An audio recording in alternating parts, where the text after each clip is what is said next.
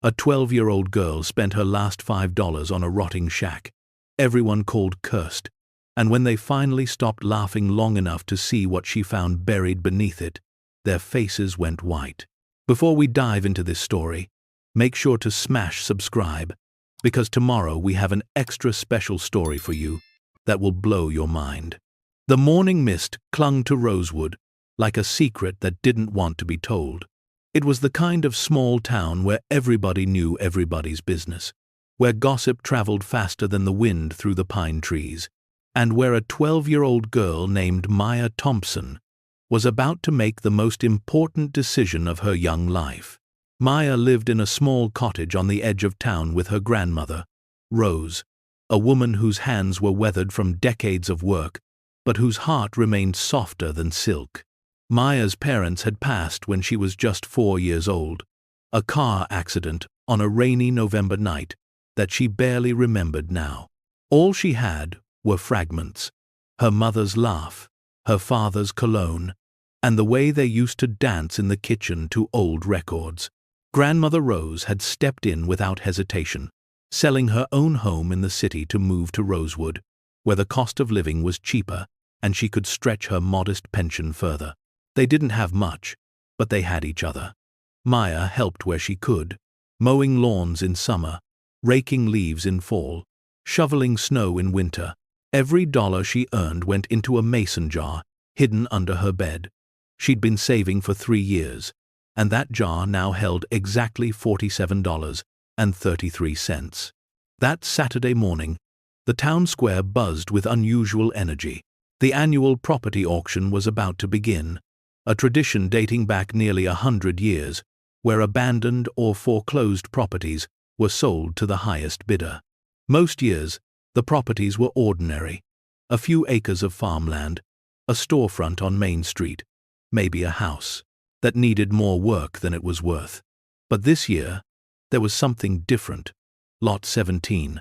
The auctioneer, a barrel-chested man named Dale Morrison, with a voice that could wake the dead, stood on a makeshift wooden platform in front of the courthouse. A crowd of about 50 people had gathered, some serious bidders, most just there for the entertainment.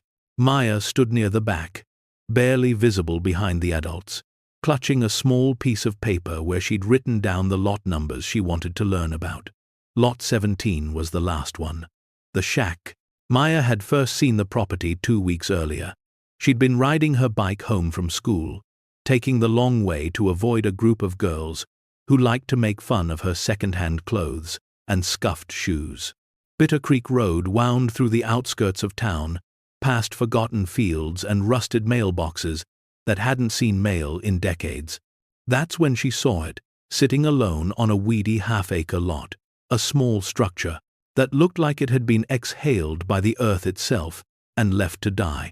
The shack was tiny, maybe 20 feet by 20 feet, constructed of weathered gray wood that had once been painted white. The roof sagged in the middle like a broken back. Several windows were missing their glass, leaving dark holes that reminded Maya of missing teeth. The front porch tilted at an alarming angle, and the steps leading up to it were splintered and rotted through in places. But something about it called to her.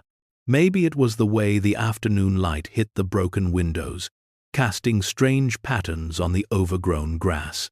Maybe it was the carved wooden detail above the door, intricate scrollwork that suggested someone had once cared about this place, had taken time to make it beautiful.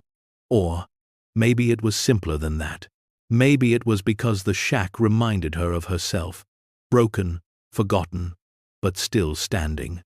She'd stopped her bike and stared at it for a long time, a faded for sale sign, leaned drunkenly in the front yard, so weathered that the phone number was barely visible. Maya had pulled out her phone, the cheap flip phone her grandmother had given her for emergencies, and taken a picture.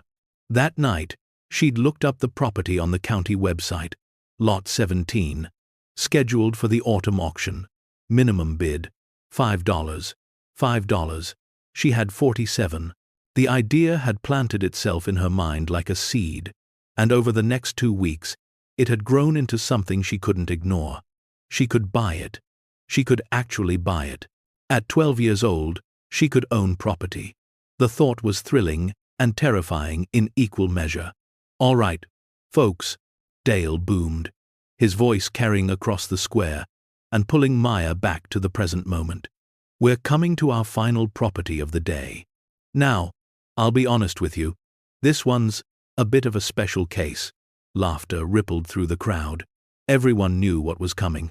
Lot 17, the old Henderson place out on Bitter Creek Road. Half an acre of land, one structure, and I use that term loosely, built circa 1938. Property has been abandoned for, let's see. He squinted at his paperwork. 37 years. Probably haunted, someone shouted from the middle of the crowd, and people chuckled. A few others nodded knowingly, as if they'd personally witnessed ghostly activity. "Well, I can't confirm or deny supernatural activity," Dale grinned, playing to the crowd.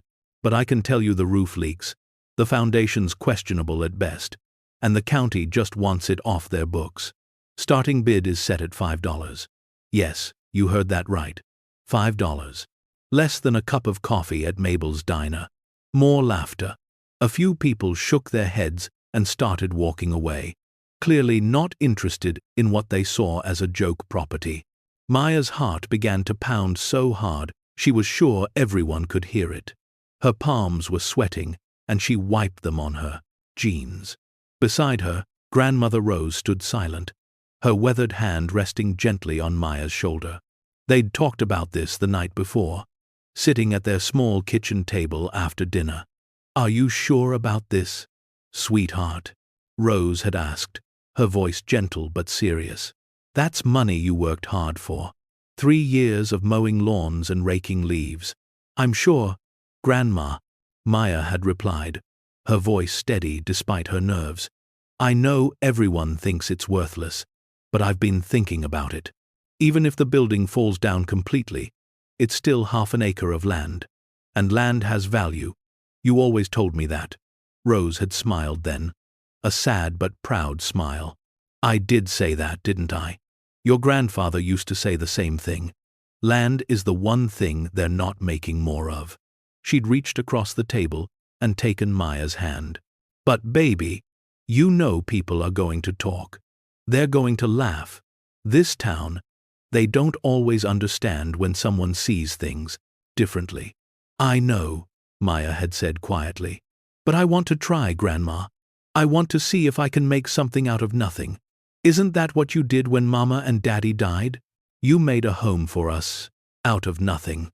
Rose's eyes had filled with tears then, and she'd squeezed Maya's hand tight.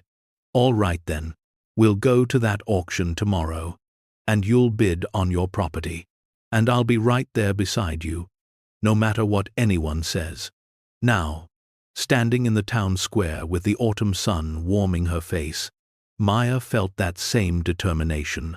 Dale was still talking, describing the property's various deficiencies with an almost theatrical flair. "Now, I'd be remiss if I didn't mention that the property has no running water, no electricity, and the septic system, if there ever was one, is long gone.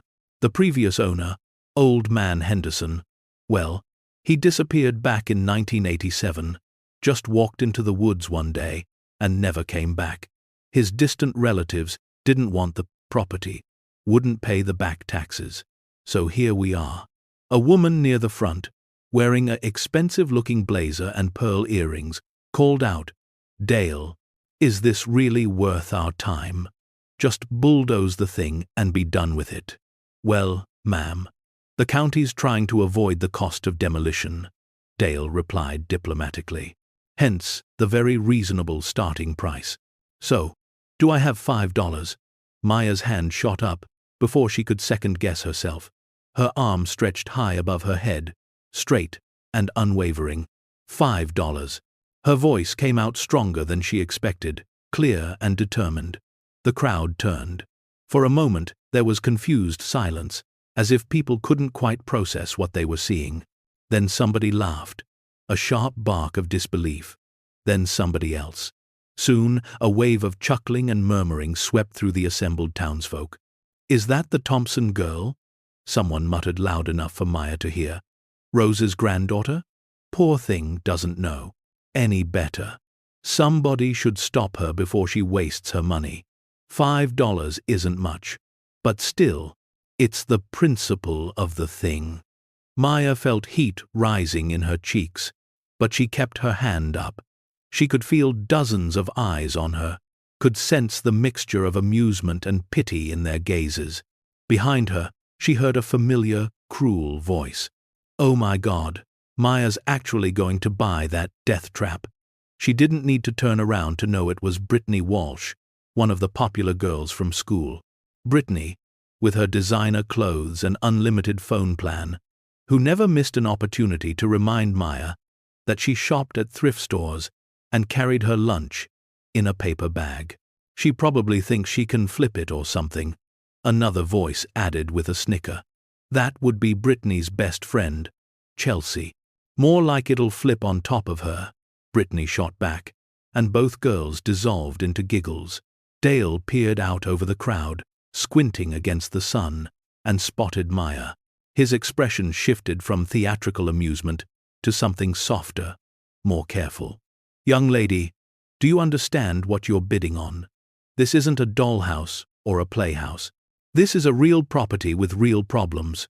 Yes, sir, Maya said, her voice carrying clearly across the square.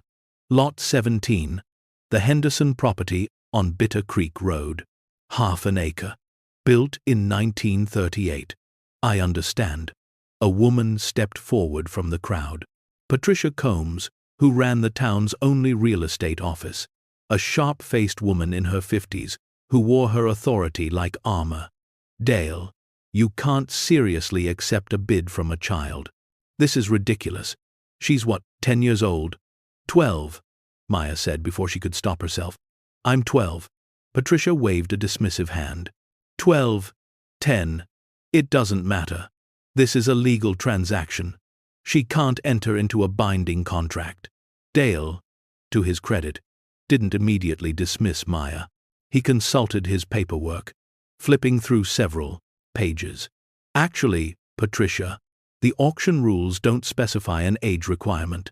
If the bidder has the funds and a legal guardian's consent, the bid is valid. We've had unusual situations before. Unusual? Patricia's voice rose. Dale, this is beyond unusual. It's irresponsible.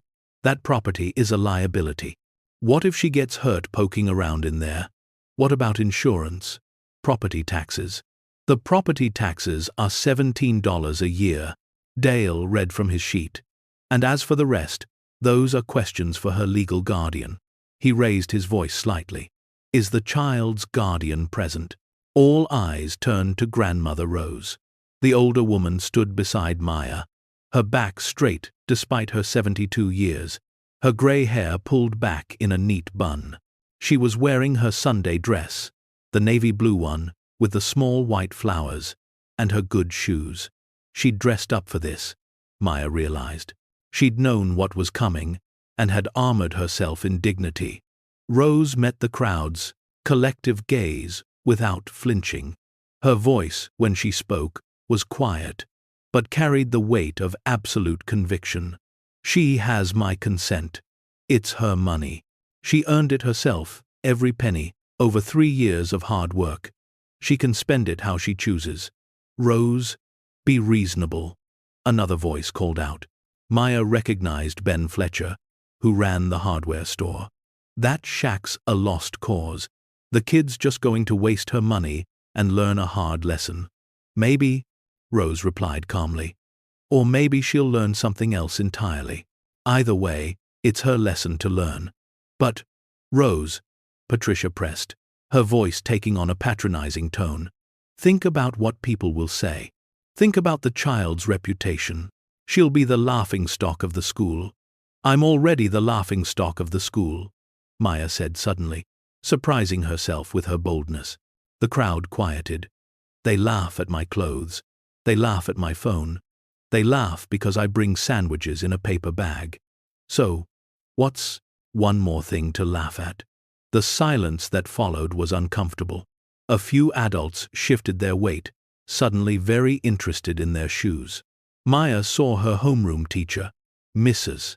Patterson, in the crowd, looking away with a pained expression. Dale cleared his throat. Well then, I have $5 from the young lady in the back. Going once. He paused, looking around the crowd with exaggerated expectation, clearly giving anyone else a chance to bid. Going twice. Another long pause. No one raised a hand. No one wanted the property. Not for $5.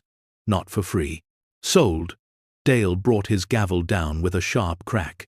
To the young lady in the back. Congratulations, miss.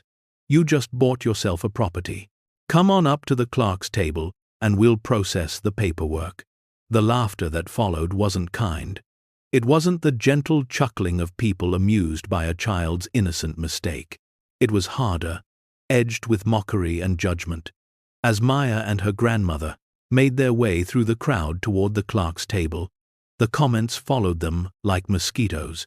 Waste of $5. That place'll be condemned by winter. Kid's gonna learn a hard lesson about throwing money away. Rose should have stopped her. What kind of grandmother lets a child make such a foolish decision? But the worst came from Maya's classmates. Brittany and Chelsea blocked their path, flanked by two other girls from their group. Oh my God. Maya, Brittany said with exaggerated sweetness, her voice dripping with false concern. Did you actually just buy that creepy murder shack? It's not a murder shack, Maya said, trying to walk around them. Nobody was murdered there. That's what you think, Chelsea chimed in. My mom says old man Henderson went crazy and probably killed someone and buried them there. That's why he disappeared. He went on the run. That's just a stupid rumor, Maya replied, her hands clenching into fists at her sides. Whatever. Brittany flipped her blonde hair over her shoulder. I can't wait to tell everyone at school on Monday that Maya Thompson bought a haunted shack for $5. Oh, this is going to be so good. Do you know how pathetic you look right now? Brittany, that's enough, Rose said firmly, stepping between the girls and her granddaughter. Move along now. Oh, hi, Mrs. Thompson. Brittany's voice took on a saccharine tone.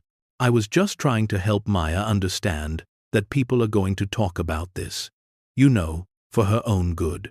I'm sure Maya appreciates your concern, Rose said dryly. Now, move along. The girls stepped aside, but not before Brittany whispered loud enough for Maya to hear. Enjoy your dump, trailer trash. Maya's cheeks burned, but she kept walking. Grandmother Rose's hand found hers and squeezed tight.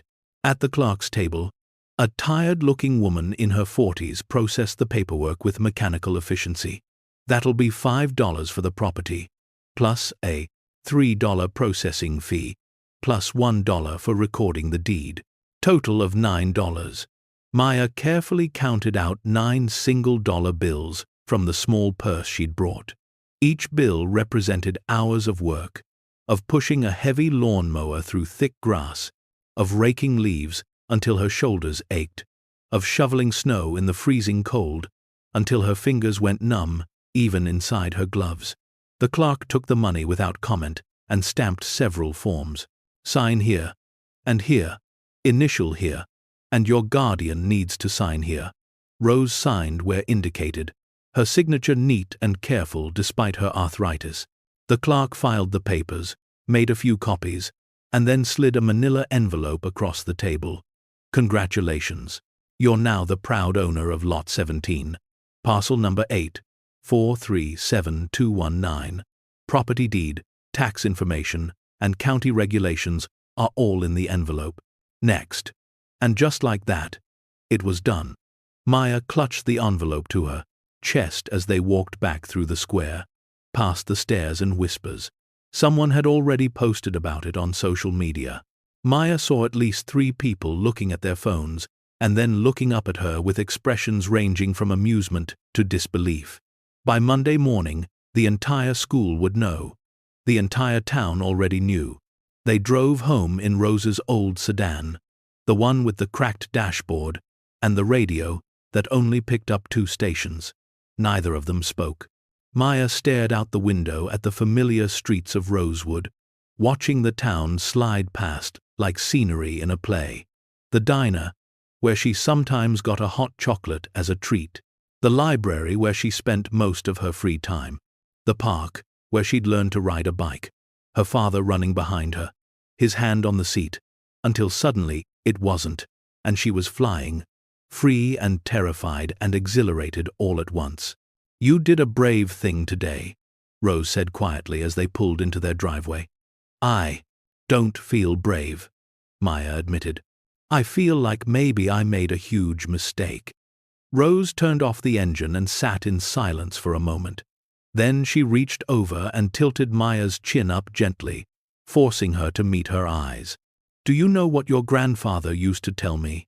He said, "Rose, people who never make mistakes never make anything at all. You took a chance today, sweetheart. You saw something everyone else missed. Or maybe you saw something, and you believed it could be more. That takes courage. But what if they're right?" Maya's voice cracked slightly. "What if it is just a waste of money? What if I can't do anything with it?" "Then you learned something," Rose said simply. "And that's never a waste. But I have a feeling about this, Maya. I've lived 72 years, and I've learned to trust my gut. And my gut says there's more to that property than meets the eye." That afternoon, after they'd had lunch, and Maya had carefully filed all her new property documents in her desk drawer, Rose agreed to drive her out to Bitter Creek Road so Maya could see her purchase up close. The drive took 15 minutes, winding through the prettier part of town with its Victorian houses and manicured lawns, then gradually shifting to the more neglected outskirts, where nature was slowly reclaiming what humans had built. Bitter Creek Road was a narrow 2-lane that hadn't been repaved in at least a decade. Potholes dotted the asphalt, and weeds grew tall along both sides. They passed an abandoned gas station, its windows boarded up, its price sign frozen at $1.99 per gallon. A little further down was a mobile home with a sagging porch and a yard full of rusted car parts. Then, on the left, Maya's property appeared. In the afternoon light, it looked even more forlorn than she remembered. The shack hunched on its plot of land like a tired old man who'd given up on standing straight. The gray wood was silvered with age and exposure, and in places it had warped and split, revealing dark gaps. The roof had more holes than she'd initially noticed, some covered with torn plastic sheeting that flapped in the breeze. The yard was a jungle of tall grass, wild blackberry bushes, and scraggly saplings that had taken root wherever they could find purchase. Rose pulled the car onto the dirt shoulder, and they both sat there for a moment, just looking. "Well," Rose said eventually, "it's definitely a fixer-upper." Maya laughed despite herself. "That's one way to put it." She opened her car door. "I want to look around." "Be careful," Rose warned. "Don't go inside. Those floorboards could be rotten all the way through." Maya nodded and stepped out into the knee-high grass. It was cooler here, away from the main part of town, and the air smelled different, like earth and decay and wild things growing unchecked. She waded through the grass toward the shack, her sneakers quickly getting wet from the morning dew that still clung to the vegetation. Up close, the building looked even more precarious. The porch steps were definitely unsafe. 2 of the 3 boards completely rotted through, but Maya could walk around the outside, could get a sense of the structure without risking injury. As she circled the building, something caught her attention. On the north side, partially hidden by an overgrown lilac bush that had gone wild, there was a small window set lower than the others, close to the ground. It was intact, surprisingly, the glass dirty but unbroken. Maya crouched down and wiped away some of the grime with her sleeve. The window looked down into darkness, into what had to be a basement or cellar. But that was odd.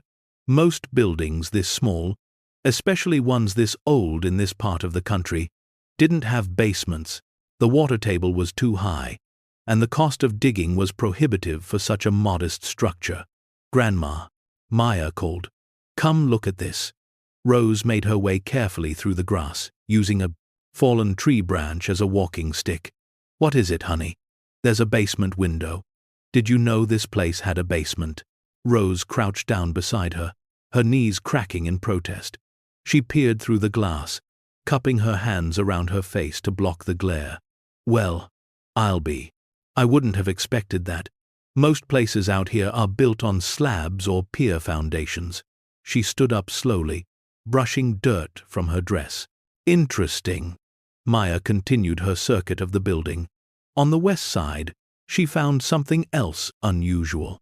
The wood siding, while weathered and gray on most of the structure, showed a different pattern here. The boards were newer, or at least less aged, forming a rough rectangle about 3 feet wide and 4 feet tall. It looked like a section had been replaced at some point, maybe 20 or 30 years ago, based on the degree of weathering. But why? And why so low to the ground, barely 3 feet above the foundation? She ran her fingers along the edge of the newer wood and felt a tiny gap, a seam that suggested this section wasn't permanent siding, but rather a panel that could be removed. Her heart began to beat faster. Was this a door? An access point of some kind? Find something else. Rose had come around to join her. "I think this might be a way in," Maya said. "Like a panel that opens. See how it's different from the rest?" Rose examined it carefully, then nodded. "You might be right. Could be access to the crawl space, or maybe to that basement." A lot of old places had outside entrances to the cellar, especially if they used it for root vegetables or canning supplies. The sun was starting to sink lower in the sky, painting everything in shades of gold and amber. Rose checked her watch. "We should head back, sweetheart. It'll be dark soon, and I don't want to drive this road after sunset." Maya took one last long look at her property. Despite its decrepit condition, despite the mockery and the doubts, she felt something stirring in her chest. Not regret, not embarrassment, but possibility, excitement, even. There was something here, something more than just a broken-down shack. She could feel it in the way her fingers had trembled when she touched that panel, in the way her breath had caught when she saw that basement window. This place had secrets.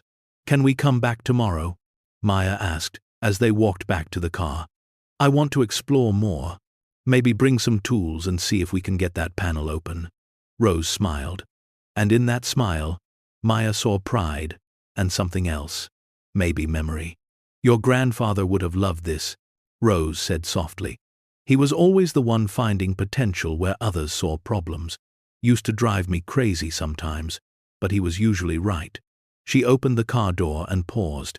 "Yes, we can come back tomorrow. We'll bring a proper toolbox and some sandwiches. Make a day of it." That night, Maya couldn't sleep. She lay in her small bed, moonlight streaming through the thin curtains, and thought about the shack. She thought about the basement window, the panel, the way the building sat on that land, like it was guarding something.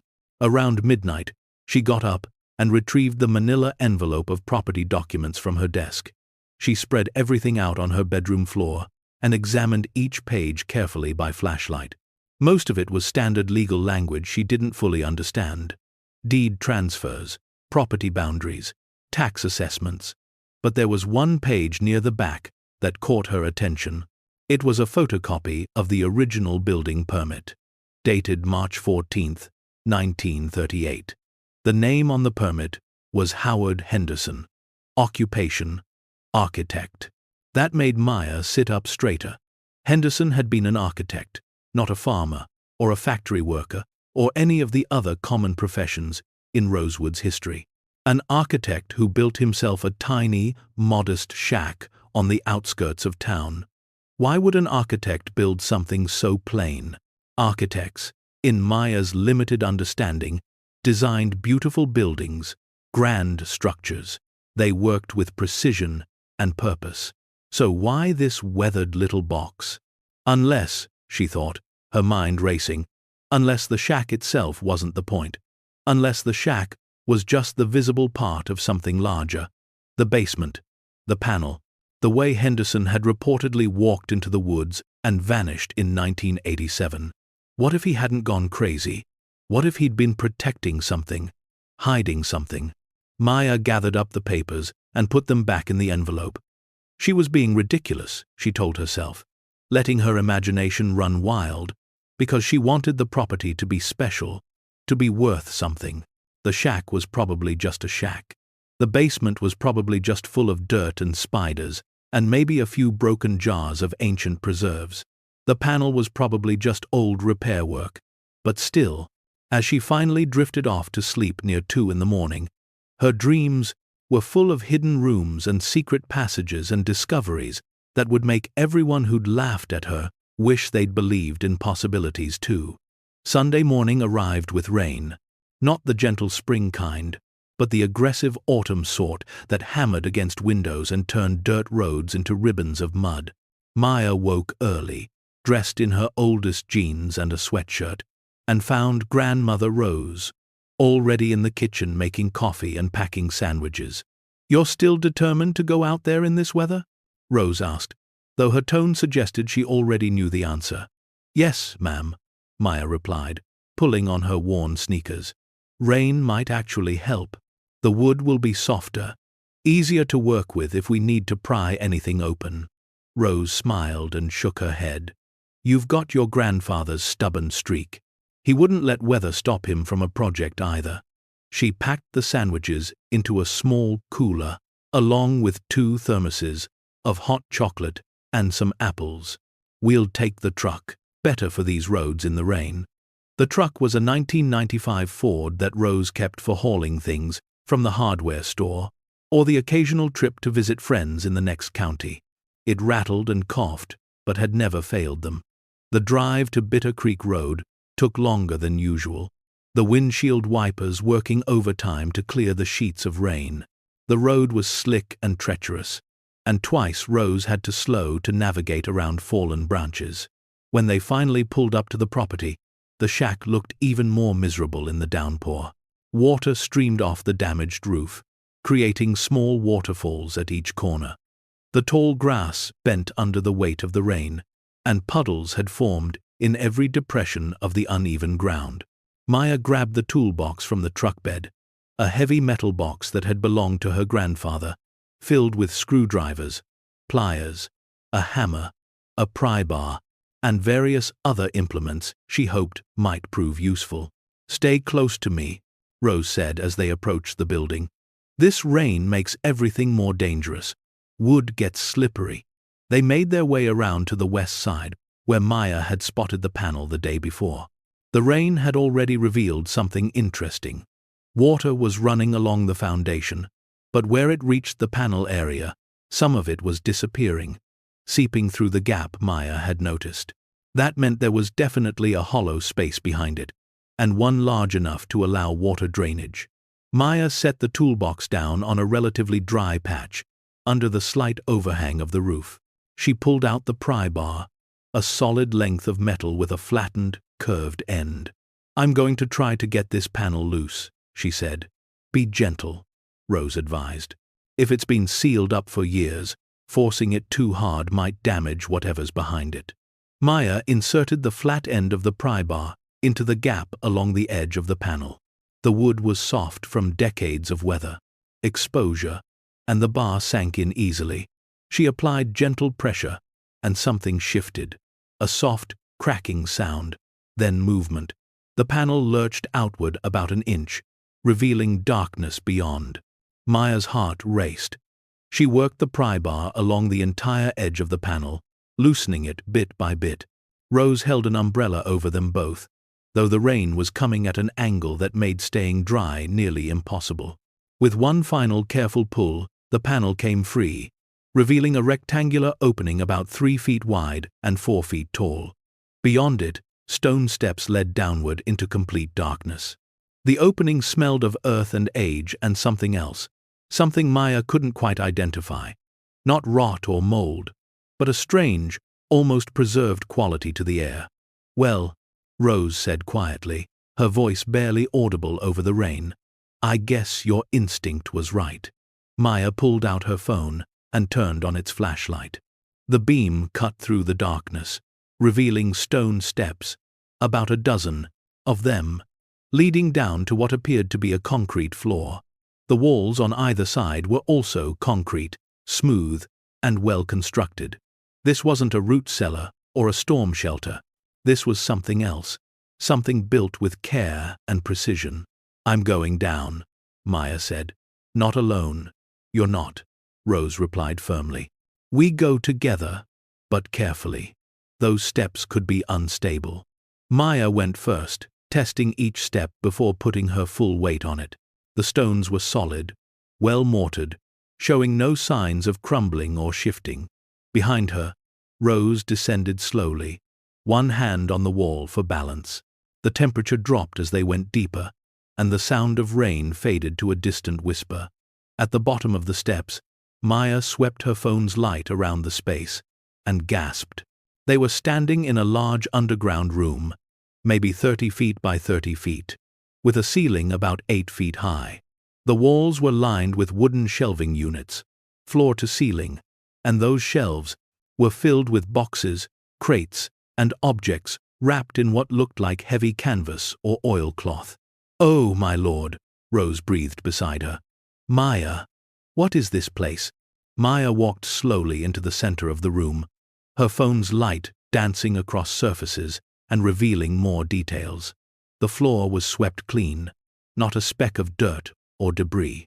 The air was dry, surprisingly so for an underground space. In one corner stood what looked like a dehumidifier, though clearly one that was no longer functioning. Along the far wall were filing cabinets, 4 of them, each labeled with letters of the alphabet.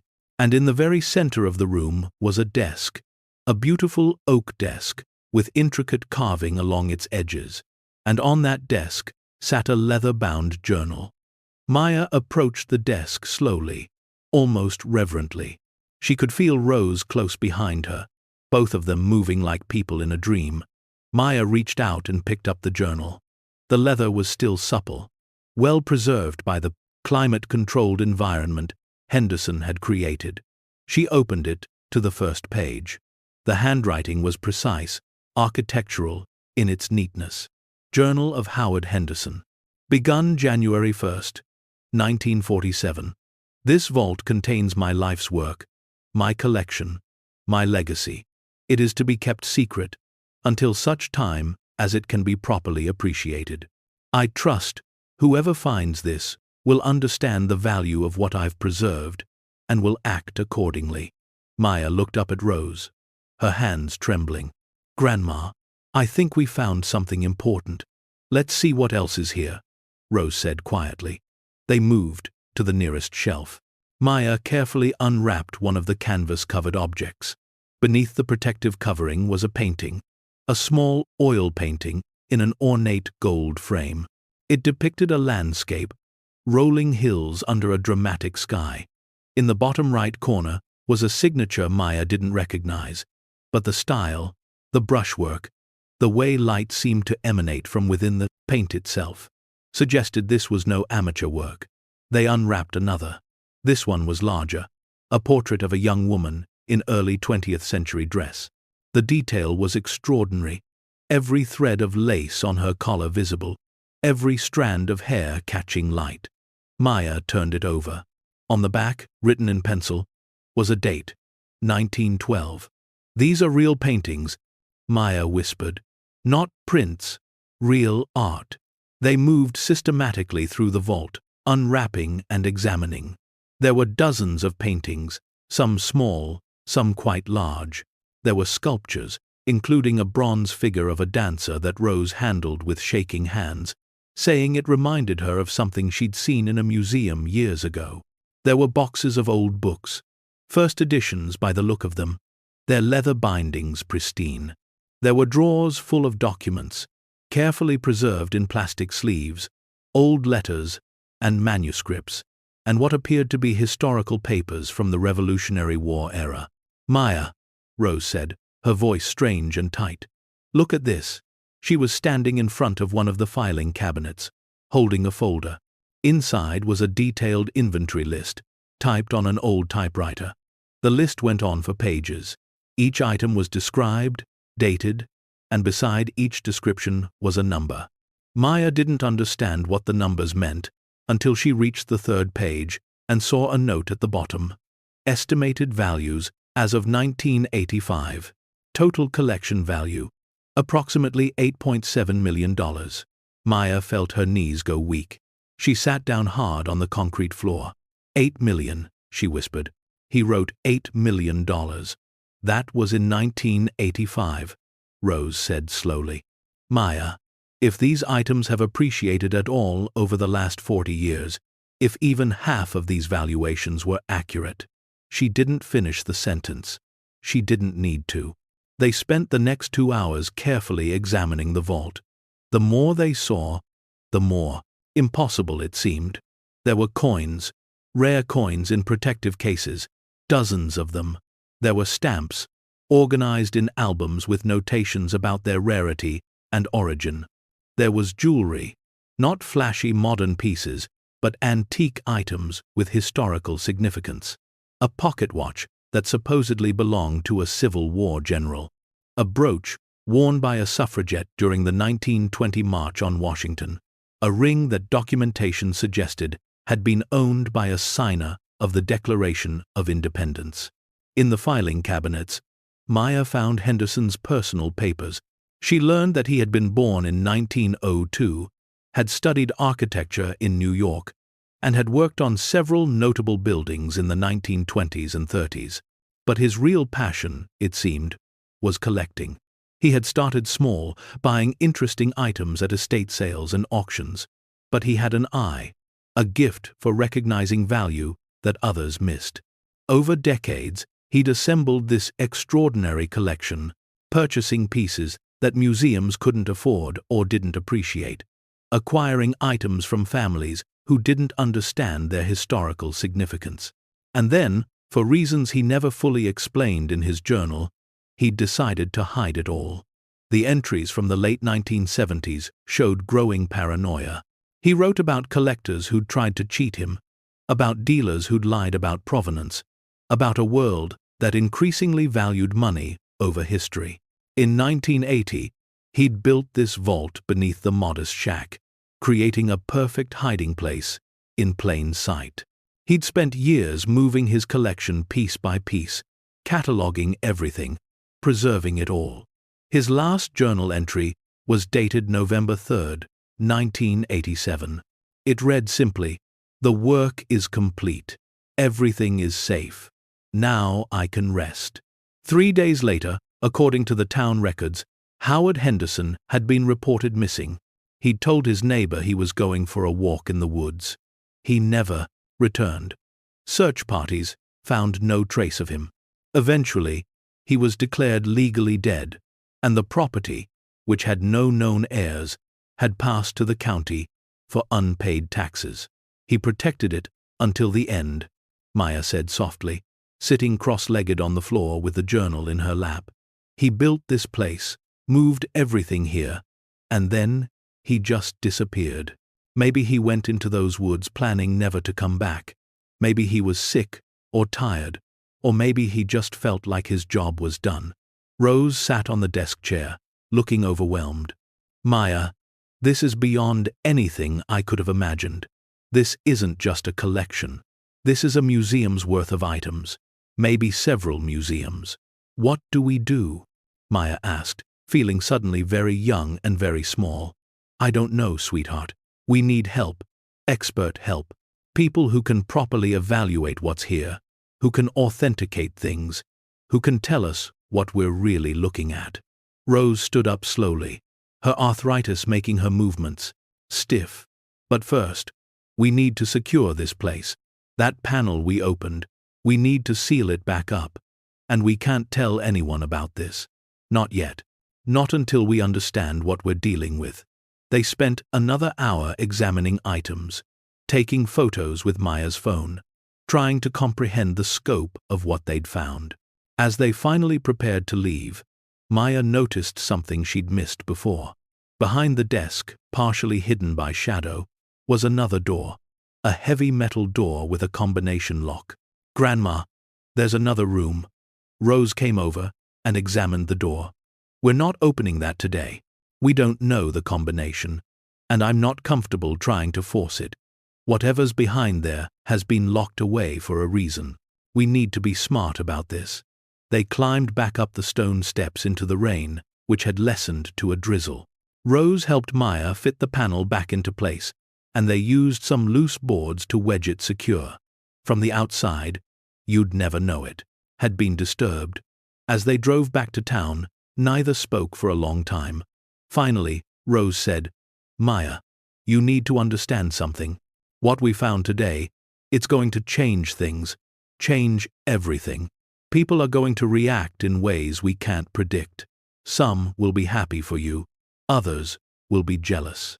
Some might even try to claim the collection isn't legally yours, that Henderson's heirs have rights, or that the historical items belong to the state. But I bought the property legally," Maya said, "with my own money. I know, sweetheart, and we'll fight for your rights. But it's going to get complicated, and until we have good legal advice, we need to keep this quiet. Can you do that? Can you keep this secret, even from your friends at school?" Maya almost laughed. "I don't really have friends at school, Grandma. So that part's easy. What happens next will turn this discovery into something far more dangerous than anyone expected.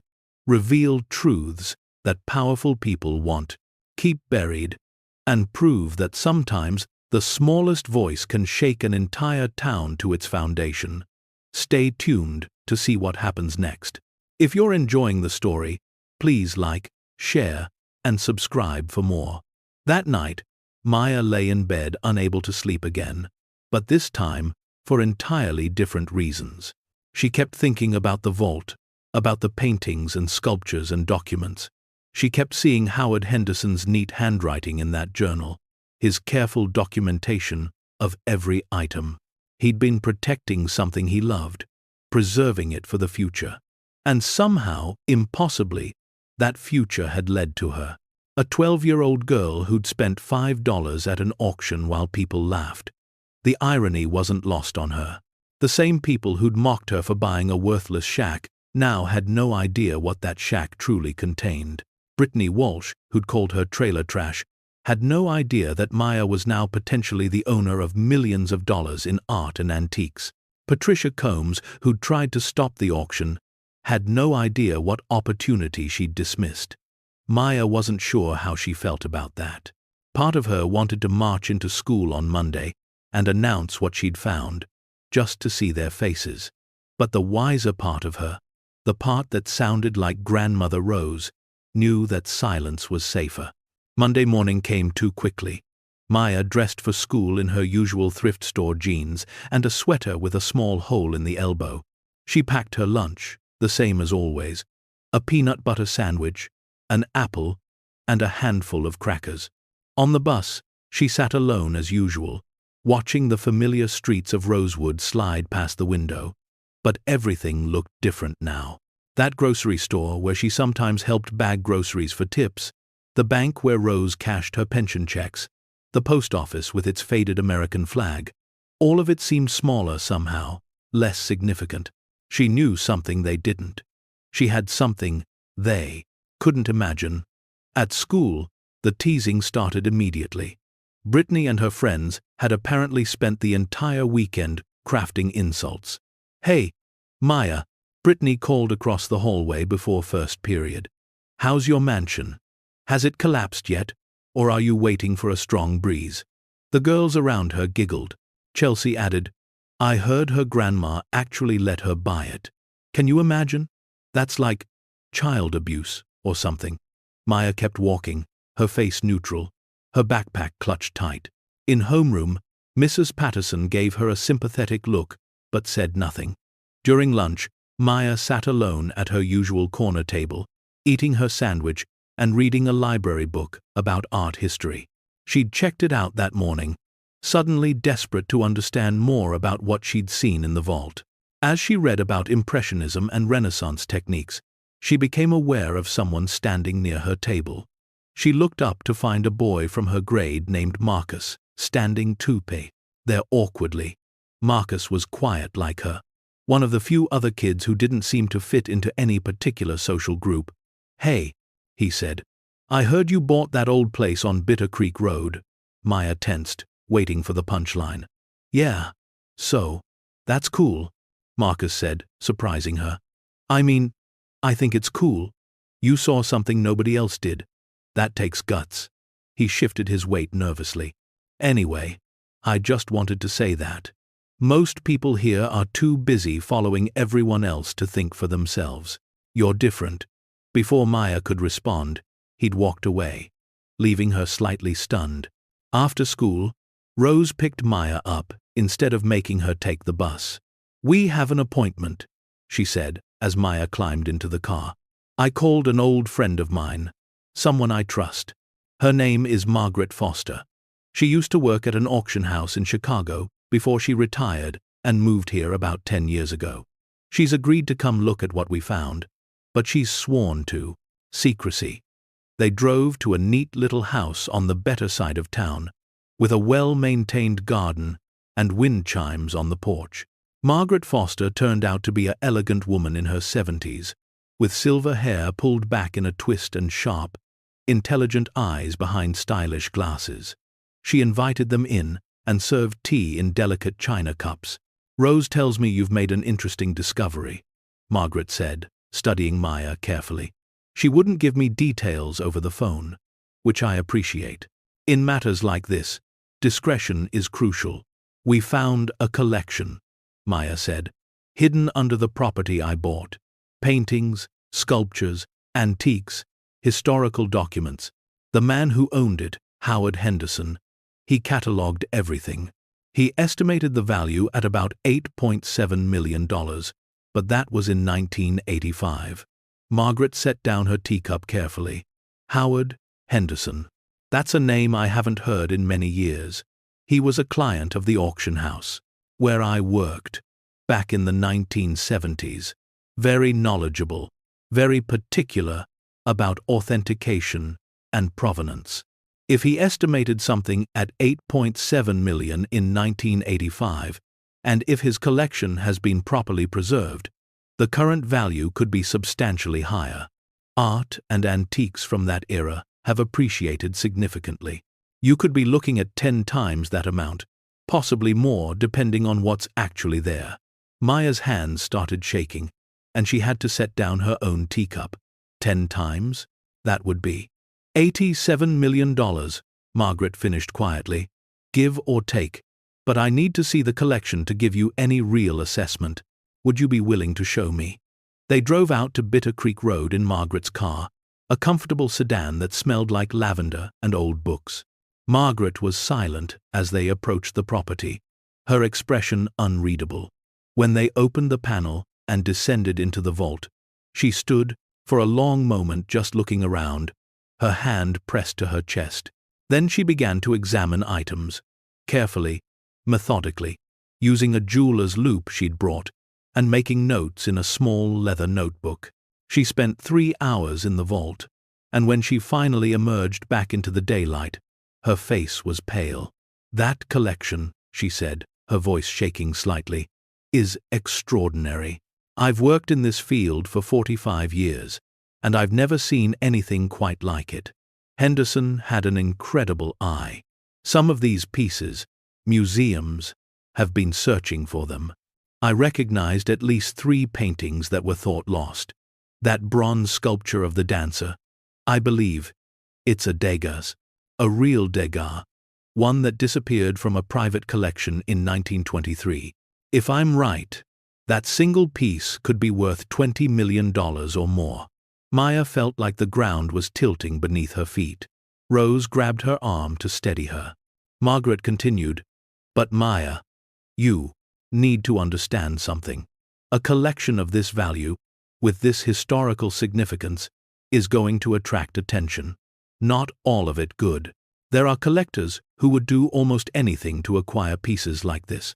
There are institutions that will claim the items should be in museums, not private hands. There are lawyers who'll try to prove Henderson didn't legally own everything, or that you don't have proper title. And there are criminals, frankly, who might try to steal it. What should we do? Rose asked. You need a lawyer. Immediately. You need insurance. Though that's going to be complicated, without full authentication. You need security for the property. And you need to start the authentication process for the major pieces. I can help with that, but it will take time. Margaret looked at Maya seriously. This is going to become public knowledge at some point. There's no way around that. When it does, your life is going to change dramatically. Are you prepared for that? Maya thought about Brittany Walsh and her cruel comments.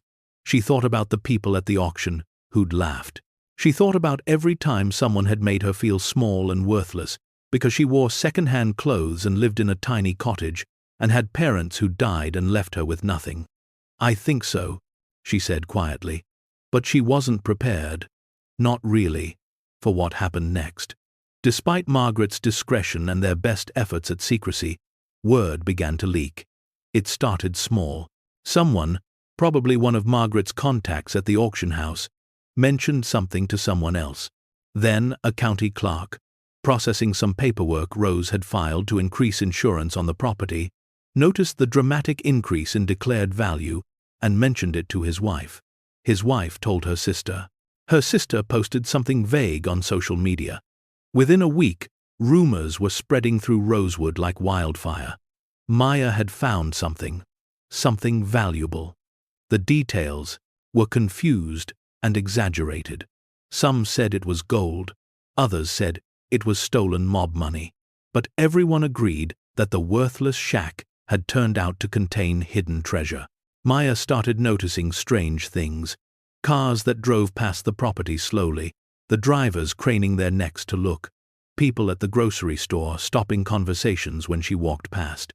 Her phone, which usually only rang when Rose called, started getting calls from unknown numbers. Twice, people had actually knocked on the door of their cottage, claiming to be journalists or documentary filmmakers or representatives of museums. Rose turned them all away. The attention at school intensified, but it changed. Brittany and her friends were suddenly interested in being nice. In a fake, calculating way. Hey, Maya, Brittany had said, just that morning. I heard you found something cool at that property. That's so awesome. We should totally hang out sometime. I could come see it. Maya had just stared at her.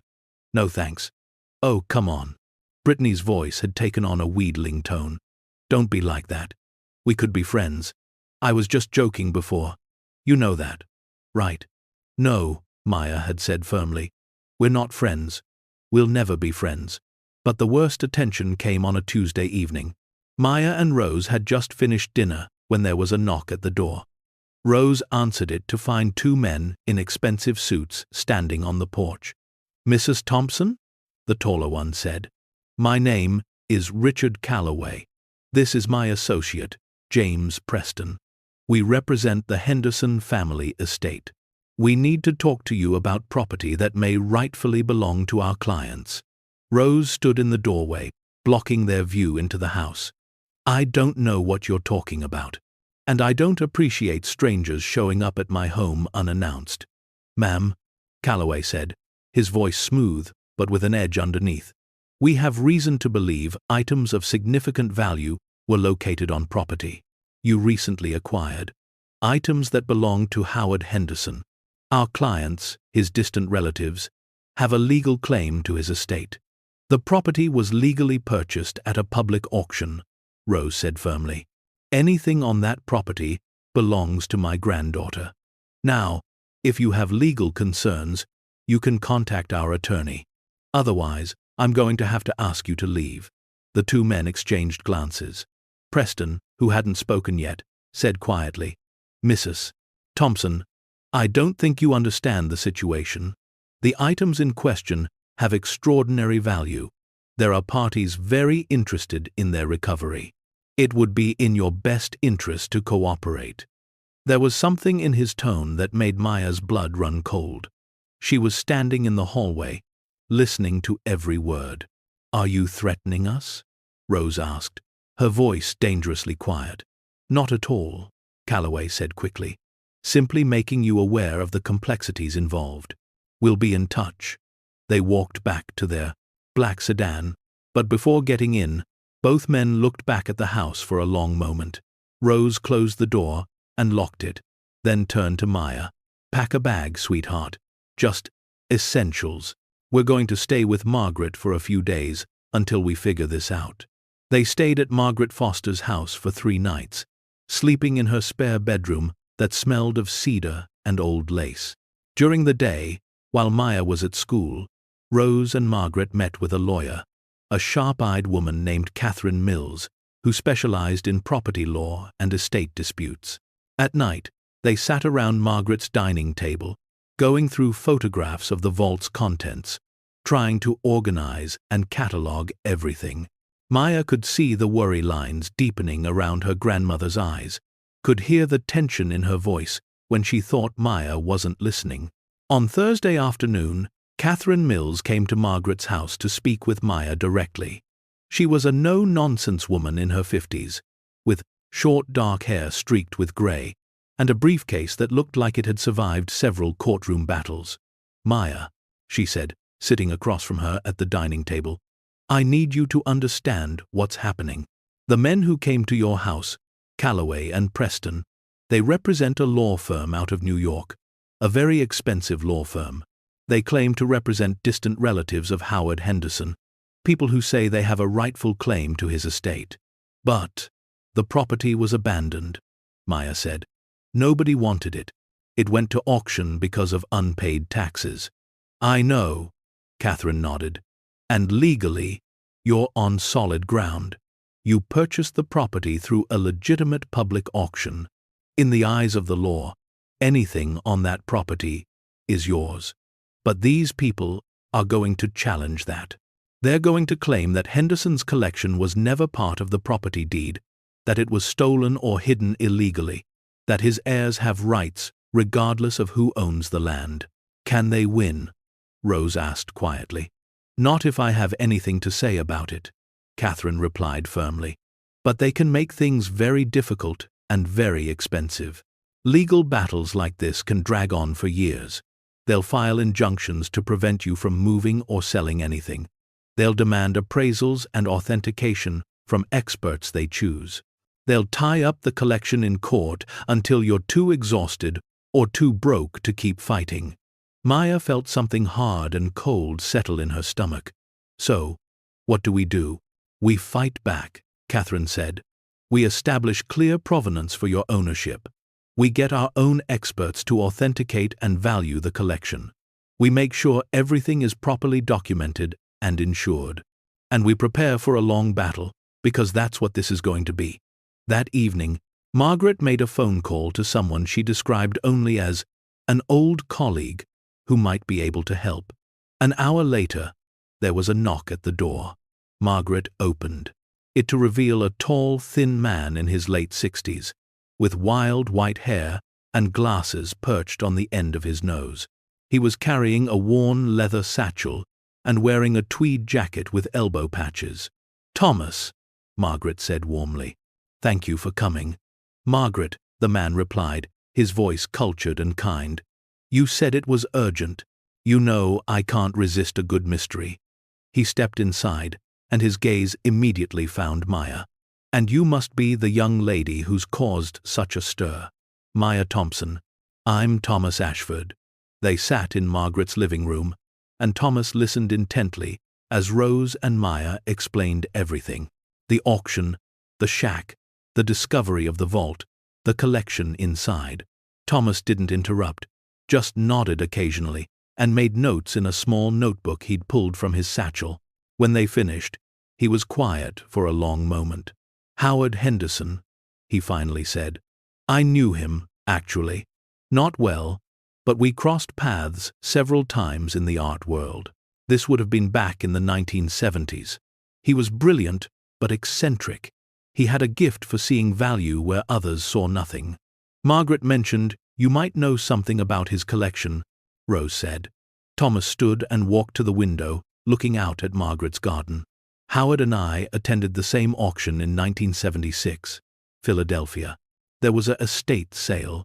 A very wealthy family liquidating everything. Most dealers were focused on the obvious pieces, the signed paintings, the documented sculptures.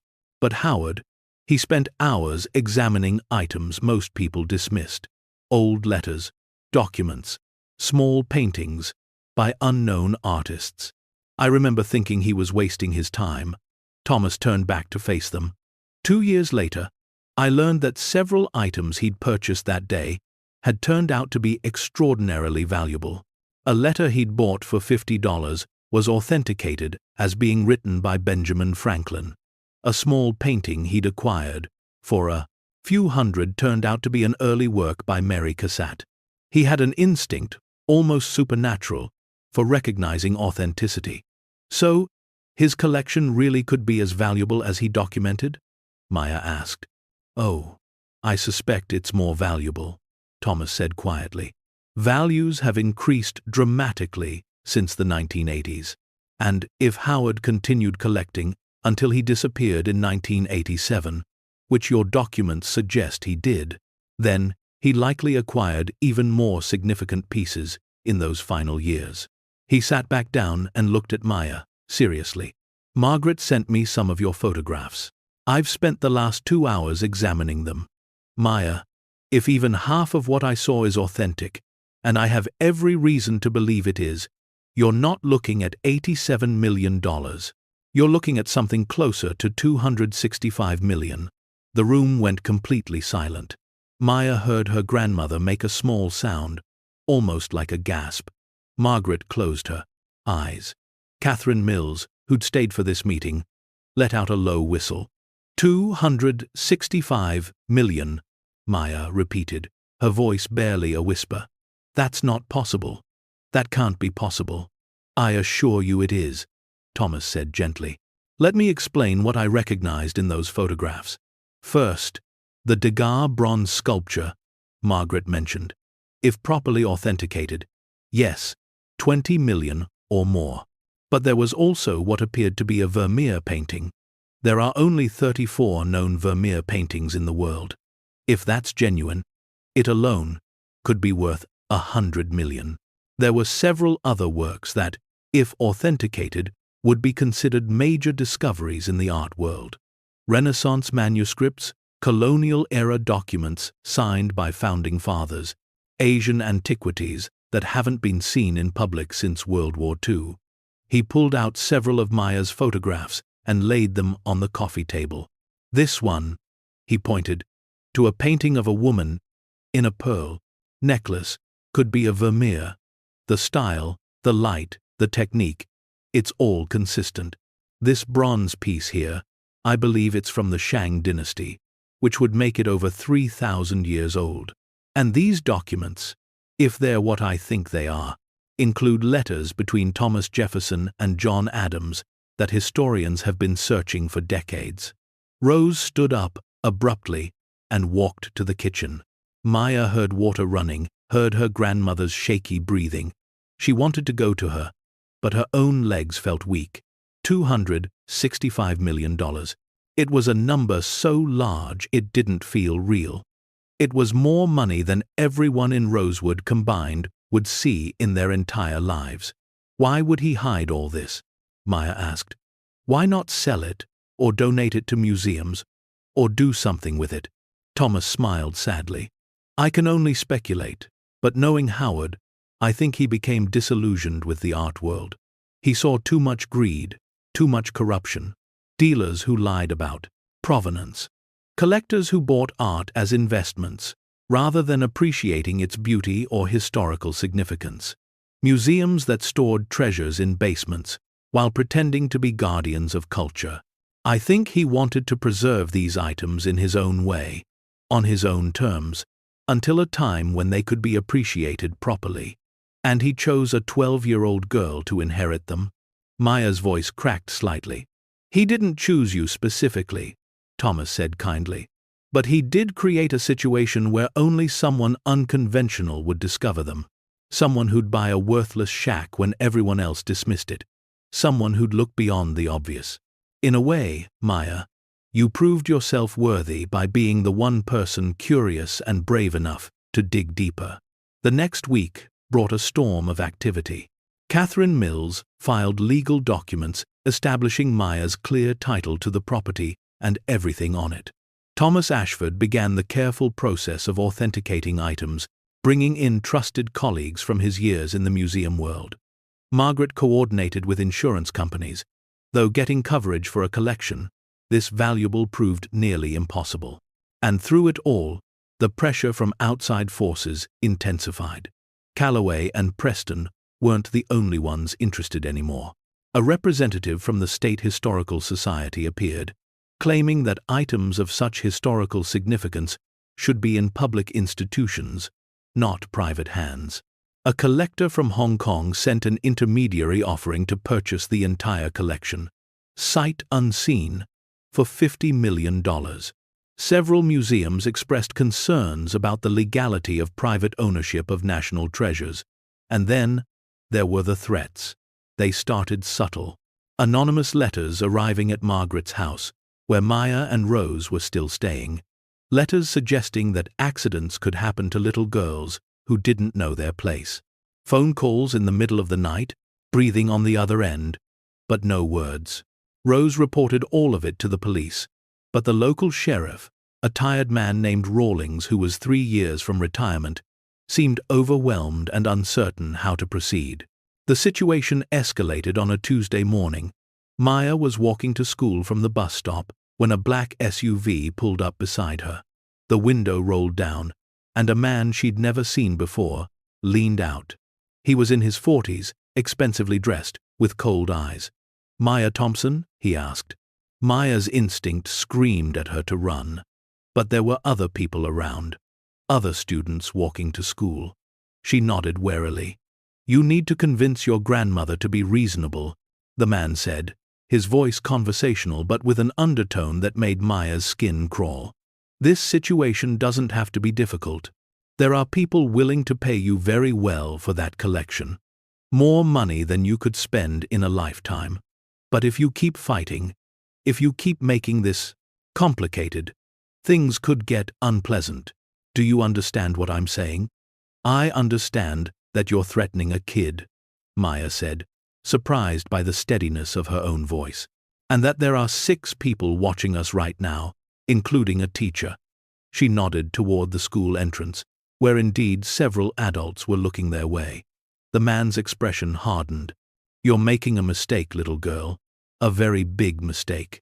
The window rolled up and the SUV drove away. Maya stood there, trembling, until Marcus appeared beside her. "Are you okay?" he asked. That looked intense. "I'm fine," Maya lied. But she wasn't fine. None of this was fine. She was 12 years old. She should be worried about homework and making friends, not dealing with men in expensive SUVs making threats. That afternoon, Catherine Mills called an emergency meeting. They gathered again in Margaret's living room, the space that had become their de facto war room. "We have a problem," Catherine said, without preamble. "I've been contacted by the district attorney's office. They're considering filing a motion to seize the collection, pending a full investigation into its provenance and legal ownership." "On what grounds?" Thomas demanded. "They're claiming that some items may have been stolen or illegally acquired. They're suggesting that Henderson's collection might include art looted during World War II, or items taken from Native American burial sites, or artifacts smuggled out of foreign countries. They want to hold everything in state custody while they investigate." "That's absurd," Margaret said. "Howard Henderson was meticulous about documentation. Every item has paperwork establishing legal acquisition." "I know," Catherine replied, "but the DA is under pressure. Pressure from people with money and influence. People who want access to that collection, one way or another." She looked at Maya directly. "I need to be honest with you. This is going to get worse before it gets better. These people, they're not going to stop. They're going to use every legal mechanism available, and some illegal ones, to try to take what you've found." Rose put her arm around Maya's shoulders. "What are our options?" "We fight," Catherine said. "We bring in more experts to verify the provenance of every item. We go public with the story, get media attention that makes it harder for them to operate in the shadows. We prepare for a long legal battle and hope that justice prevails." She paused. "Or you could consider the nuclear option." "Which is?" Thomas asked. "Maya could donate the collection, not to one institution, but split among several museums across the country, with conditions that ensure public access and proper recognition of Howard Henderson's legacy. The tax benefits would be enormous, and it would remove the profit motive for all these vultures circling." Maya felt everyone's eyes on her. $265 million. She could sell it, fight to keep it private, become one of the wealthiest people in America. Or she could give it away. "I need time to think," she said quietly. That night, Maya couldn't sleep. She lay in Margaret's guest room, staring at the ceiling, thinking about everything that had happened. 3 weeks ago, she'd been an invisible girl who got teased at school and worried about whether they could afford to fix the hot water heater. Now she was at the center of a legal battle involving hundreds of millions of dollars, with powerful people making threats and lawyers filing motions, and the entire town whispering about her. She thought about Howard Henderson, about the careful way he'd documented everything, the love evident in every catalog entry. He hadn't collected for profit. He'd collected because he saw beauty and historical significance in these items. He'd wanted them preserved, protected, appreciated. Would selling them to the highest bidder honor that? Would locking them away in her own private vault? Or was there another way? The next morning, Maya asked Catherine Mills to arrange a press conference. Catherine was surprised, but agreed. They scheduled it for the following Monday at the county courthouse. In the meantime, Thomas Ashford completed authentication on several key pieces. The Vermeer was genuine. The Degas bronze was genuine. The Jefferson Adams correspondence was genuine. Every item he examined confirmed what they'd suspected. Henderson's collection was exactly what it appeared to be, a treasure trove of art and history accumulated by a man with an extraordinary eye and impeccable standards. The news spread quickly. By Sunday evening, reporters were arriving in Rosewood from major newspapers and television networks. The town, unused to such attention, buzzed with excitement and speculation. Hotels in the next county filled up. Mabel's Diner had a line out the door for the first time in decades, and Maya, at the center of it all, tried to prepare herself for what was coming. Monday morning arrived cold and bright. Maya wore the nicest clothes she owned, a dress Rose had bought her for a cousin's wedding 2 years ago, already a bit too short, but still presentable. Rose braided her hair carefully, her fingers gentle but shaking slightly. "You don't have to do this," Rose said quietly. "We can still back out. Let Catherine handle everything." "No," Maya said. "I need to do this. People need to hear from me, not just lawyers and experts. They need to understand." They arrived at the courthouse to find the steps packed with people, reporters with cameras and microphones, curious townspeople, and there, off to one side, Maya spotted Brittany Walsh and her friends, looking excited to be part of the spectacle. Catherine Mills led Maya and Rose through the crowd to a podium that had been set up on the courthouse steps. The crowd gradually quieted as Maya stepped up to the microphone. She was so short, she had to stand on a box that someone had thoughtfully provided. Looking out at all those faces, all those eyes on her, Maya felt her courage waver. But then she saw Marcus in the crowd, giving her a thumbs up. She saw Mrs. Patterson, her teacher, smiling encouragingly. She saw Thomas Ashford and Margaret Foster standing together, both nodding at her to continue. Maya took a deep breath and began to speak. "My name is Maya Thompson. I'm 12 years old. 3 weeks ago, I bought a property at the county auction for $5. A lot of people thought that was stupid. They laughed at me. They said I wasted my money on a worthless shack, but I saw something they didn't. I saw possibility. Her voice grew stronger as she continued. Under that shack, I found something extraordinary. A collection of art and historical artifacts assembled over decades by a man named Howard Henderson. He was an architect and a collector who loved these items not for their monetary value, but for their beauty and historical significance. He spent his life preserving them, protecting them, waiting for the right time to share them with the world. The crowd was completely silent now, hanging on every word. I've been told this collection is worth $265 million. That's more money than I can even imagine. People have been trying to buy it, steal it, or take it through the courts. They've threatened me and my grandmother.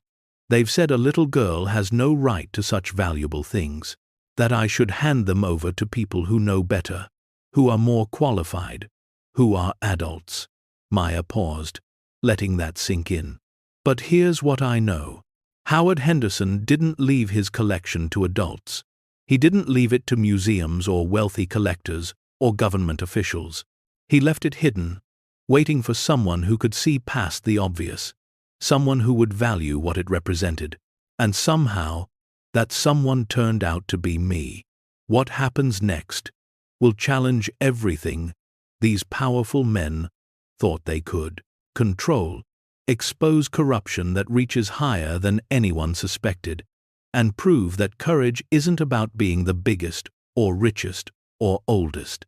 It's about standing up for what's right, no matter the cost. Stay tuned to see how this battle unfolds. If you're moved by Maya's story, please like, share, and subscribe for more. So, here's what I've decided, Maya continued. I'm not selling the collection. I'm not giving it to any single institution. Instead, I'm working with experts like Thomas Ashford and Margaret Foster to create a foundation, the Henderson Legacy Foundation. This foundation will own the collection, but items will be loaned to museums across the country, rotating every few years so that as many people as possible can see them. Schools will be able to bring students for free. Researchers will have access for study, and every piece will be labeled with Howard Henderson's name, telling his story, honoring the man who had the vision to preserve all of this. The crowd erupted. Some people were applauding, others were shouting questions. Maya saw Calloway and Preston in the back, their faces red with anger. She saw the DA standing near the courthouse doors, looking stunned. She saw Brittany Walsh with her mouth hanging open in shock.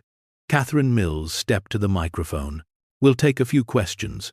A reporter from a national news network raised his hand. "Maya, how does it feel to give away $265 million?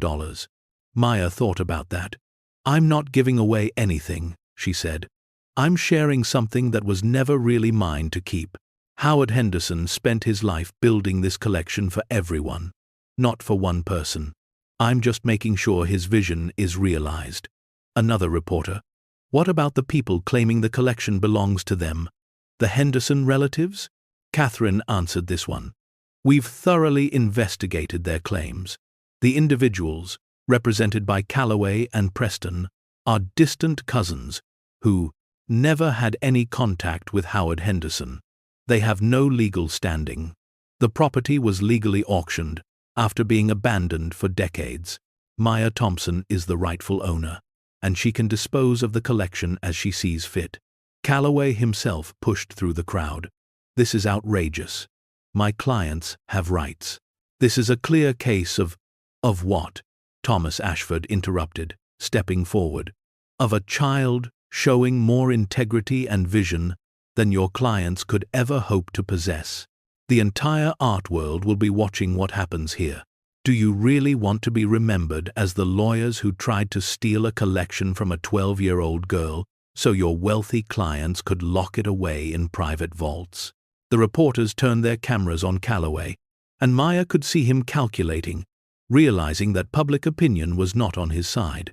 He stepped back without another word. The press conference continued for another 30 minutes. Maya answered questions about the collection, about her plans for the foundation, about how she'd felt when people mocked her for buying the shack. Through it all, she stayed calm and clear, speaking with a confidence she didn't entirely feel but managed to project. When it was finally over, and the crowd began to disperse, several people approached Maya, a museum curator from Boston, who wanted to discuss hosting an exhibition, a professor from a nearby university who offered to help with the foundation's educational programming, a documentary filmmaker who wanted to tell Howard Henderson's story. But the approach that surprised Maya most came from Sheriff Rawlings. The tired-looking lawman pulled Rose aside. "Mrs. Thompson, I need to tell you something." That district attorney motion Catherine mentioned. It came from some very unusual pressure. People called my office, people from state government, suggesting it would be in my best interest to cooperate with certain parties who wanted access to that collection. "Ah, you saying there's corruption involved?" Rose asked quietly. "I'm saying there are people who don't like being told no by a 12-year-old girl," Rawlings replied. "And they're not going to stop just because of a press conference. You need to be careful. Get better security on that property. Maybe consider moving out of Margaret's house to somewhere less obvious. These people play for keeps." That evening, back at Margaret's house, they held another meeting. This time, the sheriff attended, along with Catherine and Thomas.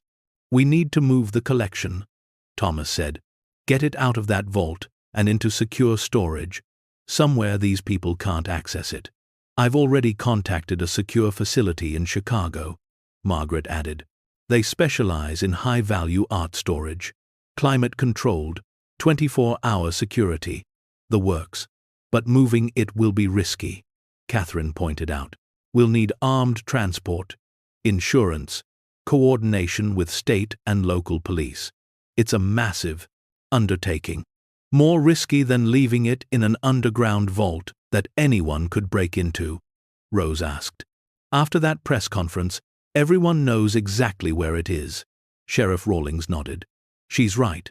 The property on Bitter Creek Road is isolated. No neighbors, no security. If someone wanted to raid that vault, tonight would be the perfect time to do it." "Then we move it tonight," Thomas said decisively. "We get trucks, we get help, and we move everything under cover of darkness before anyone can organize to stop us." They spent the next 3 hours coordinating. Margaret called in favors from her auction house days, securing an armored transport company willing to work on short notice. Thomas contacted colleagues who agreed to help with packing and inventory. Catherine worked with Sheriff Rawlings to arrange police escort, and Maya, sitting in the corner watching it all unfold, realized something profound. She'd started this journey, buying a $5 shack, to prove, to herself, that she could see value where others saw nothing. Now, she was orchestrating the movement of one of the most valuable private art collections in the world. She'd gone from being invisible to being at the center of something that mattered, something that would outlive her and impact countless people she'd never meet. At midnight, a convoy of vehicles rolled quietly down Bitter Creek Road. 2 armored trucks, 3 police cars, a van full of museum professionals with specialized packing materials.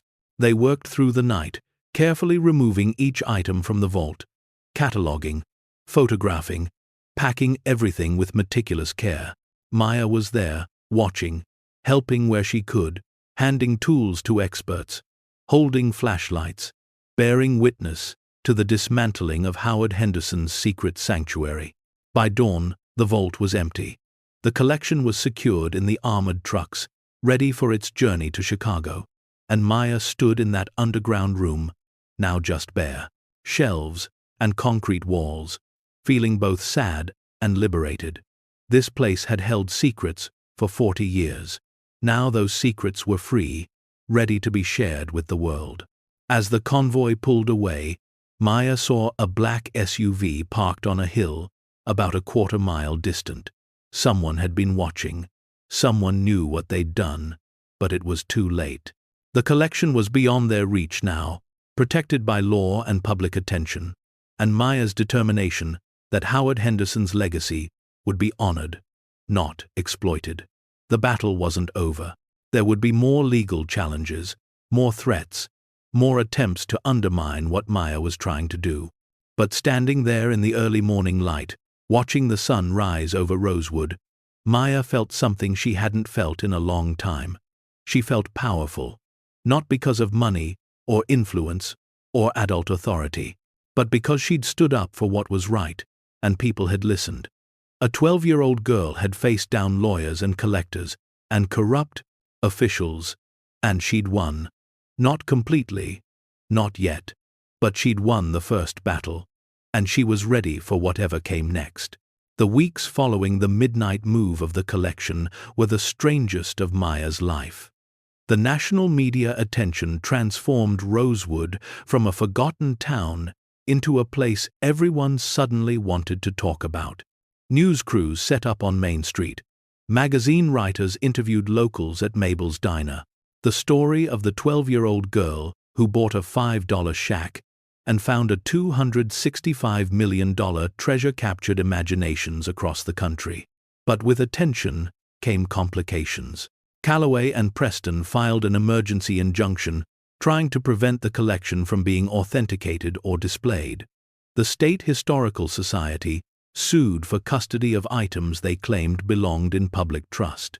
A group calling themselves the Henderson Family Coalition appeared seemingly out of nowhere, claiming to represent 17 different relatives who all wanted their share. Catherine Mills worked 18-hour days, filing responses, gathering evidence, building an ironclad case for Maya's ownership. At school, everything had changed, but not in the way Maya expected. Brittany Walsh and her friends no longer teased her. Instead, they watched her with a mixture of awe and resentment, whispering when she passed, but never directly confronting her. Other kids, ones who'd ignored Maya for years, suddenly wanted to sit with her at lunch, to be her partner in class projects, to be associated with the girl who'd become famous. Maya found it exhausting. The only person who seemed to treat her the same was Marcus, who still sat with her at their corner table, talking about normal things like homework and video games and the upcoming science fair. "Don't you want to ask me about the collection?" Maya said one day, genuinely curious. "Everyone else does." Marcus shrugged. "You'll tell me if you want to. But you're still the same person you were before you found it. That's what matters to me." It was the kindest thing anyone had said to her in weeks. The legal battles intensified through November and into December. Catherine Mills scheduled depositions, expert testimonies, authentication hearings. Thomas Ashford and his colleagues worked around the clock in Chicago, carefully examining each item in the collection, documenting provenance, establishing authenticity beyond any reasonable doubt. The Vermeer was confirmed genuine. The Degas bronze was confirmed genuine. The Jefferson Adams letters were confirmed genuine. Item after item proved to be exactly what Howard Henderson had documented decades earlier. In early December, Catherine received a call that changed everything. She arrived at Margaret's house that evening, where Maya and Rose had finally moved back after the initial threat seemed to subside. Her expression was carefully neutral, but Maya could see excitement in her eyes. "I just got off the phone with Calloway," Catherine said. "He's withdrawing his client's claim. All of them. The Henderson relatives, the collectors they represented, everyone.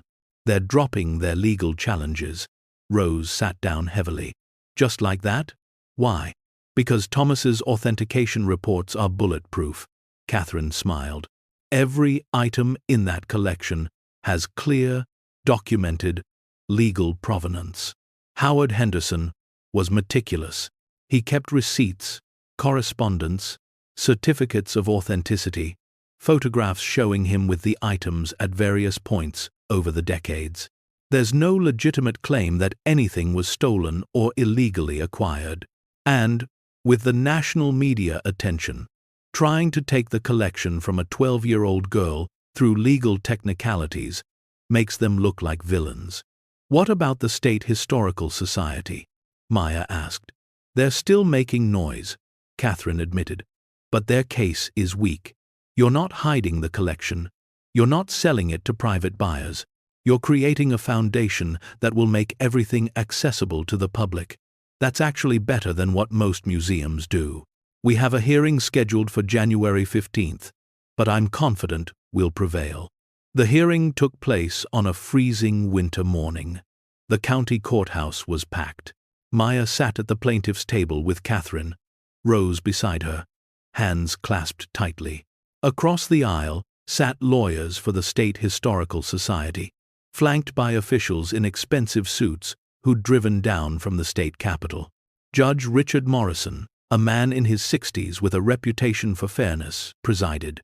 The state's lawyers argued eloquently about public interest, cultural heritage, the responsibility to protect historical artifacts for future generations. They painted Maya as a child who couldn't possibly understand the significance of what she'd found, who needed adult guidance, institutional support, government oversight. Catherine Mills let them talk. Then she stood.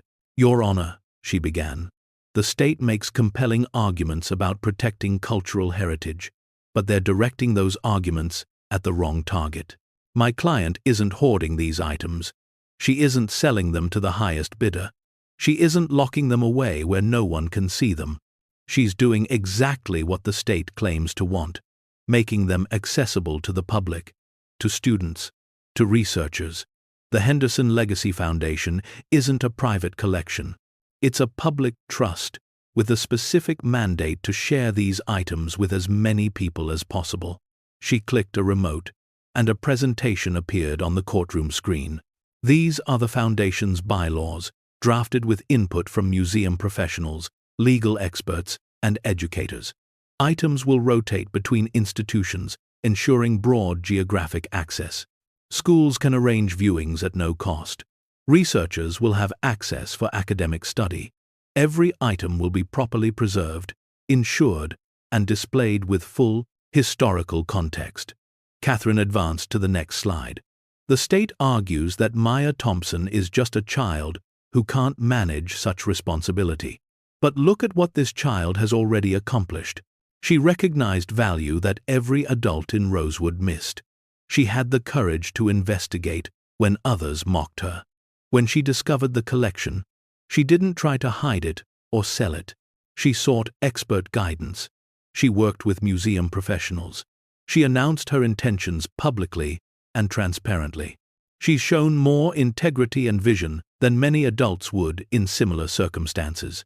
The courtroom was silent.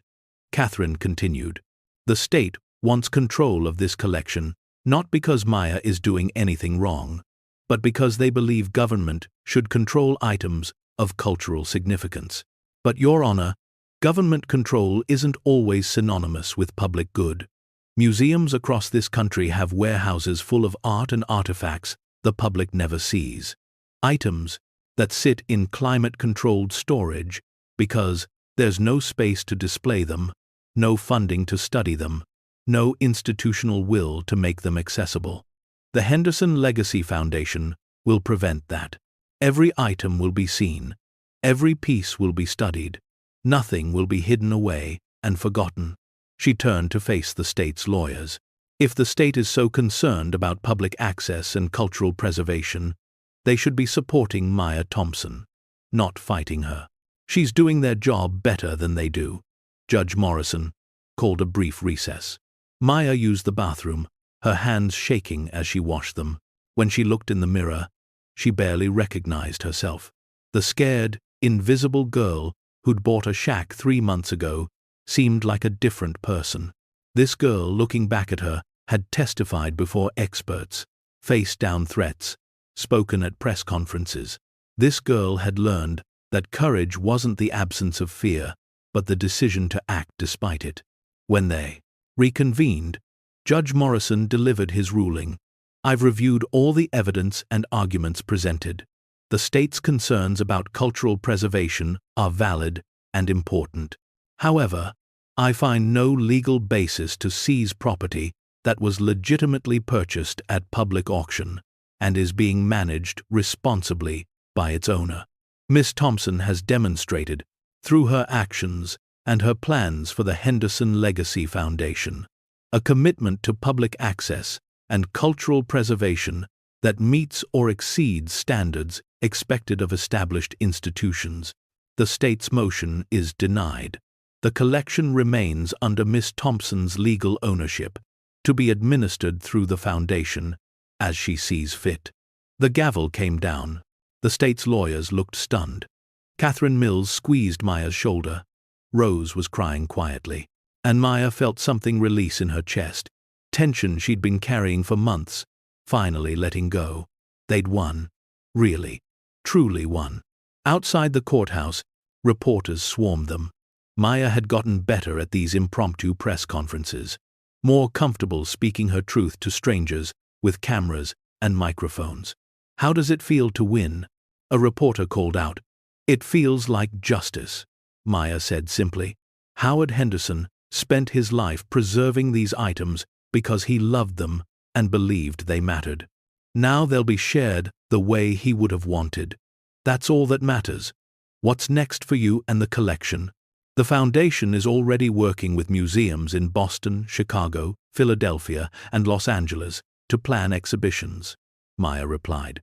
The first one opens in April at the Boston Museum of Fine Arts. It's called Hidden Treasures, the Henderson Legacy. Students from any school in Massachusetts will be able to visit for free. What about Rosewood? Will your hometown get to see the collection? Maya smiled. Absolutely. We're working with the county to create a small, permanent exhibition space here in Rosewood. Not everything, but rotating selections so people in this town can see what was hidden in their backyard for 40 years. This is where it started.